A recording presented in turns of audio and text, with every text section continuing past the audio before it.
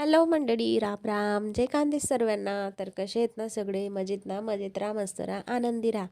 तर आजची ही ताव्यावरची फुगलेली पोळी पाहून तुम्हाला समजलंच असेल की आजचा जो स्वयंपाक आहे तो कशानिमित्त आहे. तर आज होता बैलपोळा. आमच्या खानदेशात नाही का बैलपोळ्याला पुरणपोळीचा स्वयंपाक वगैरे केला जातो. बैलांना सजवलं जातं, पूर्ण गावात फिरवतात त्यांना सजवून. आणि नाही का त्यांना पुरणपोळीचा नैवेद्य वगैरे देतात आणि त्यांची पूजा वगैरे केली जाते. तर मी गावाकडे तर नाही होती, इथं पुण्याला होती.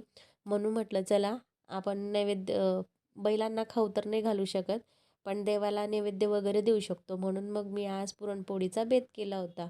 आणि त्याचं का महत्त्वाचं कारण असं होतं की मी नाही का पुरणपोळीची ऑर्डर घेते, म्हणजे आता सुरुवात केली आहे.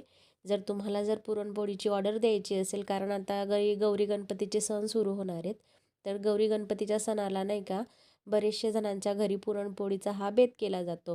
जर तुम्हाला पुरणपोळीची ऑर्डर द्यायची असेल किंवा मग पूर्ण स्वयंपाक करून घ्यायचा असेल, तर माझा मी नंबर दिलेला आहे व्हिडिओमध्ये. त्या नंबरवर तुम्ही मला कॉल करू शकता किंवा मग मेसेज करू शकता. तर मग आजची रेसिपी तुम्हाला मी दाखवते, त्या पद्धतीने तुम्ही ट्राय करा. आणि पुरण शिजवताना नाही का डाळ जेव्हा उकडते ना, पाणी उकडतं ना डाळ टाकल्यावर, त्याच्यावरचा जो फेस येतो ना, तो फेस काढून बाहेर टाकायचा. जेणेकरून नाही का आपल्याला म्हणजे बरेचसे आजार होतात त्या फेसमुळे, म्हणून तो खायचा नसतो. फक्त पुरणपोळीची डाळच नाही, तर आपण वरणसाठीची डाळ शिजवतो ना, त्या डाळीला सुद्धा जो फेस आहे त्यावेळेस सुद्धा तुम्ही तसंच करायचं आहे.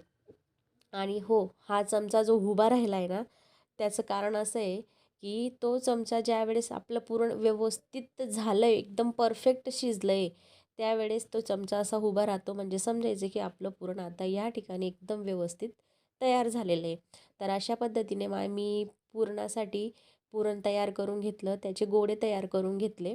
आणि आपल्याला जे पीठ लागणार होतं पुरणपोळीसाठी, ते सुद्धा मी तयार करून घेतले. ते मी नाही का आमच्याकडे ना असं साडीने त्याला गाडून वगैरे छान असं तयार करतात. आणि मग त्याच्यामध्ये थोडी 1 चम्मच साखर, थोडं मीठ, तेल, हळद असं टाकून नाही का पीठ मळून घेतलं आहे. घट्टच मळायचं आहे, थोडं जास्त पातळ पण नाही, आपण रेग्युलर चपातीला जसं मळतो तसं.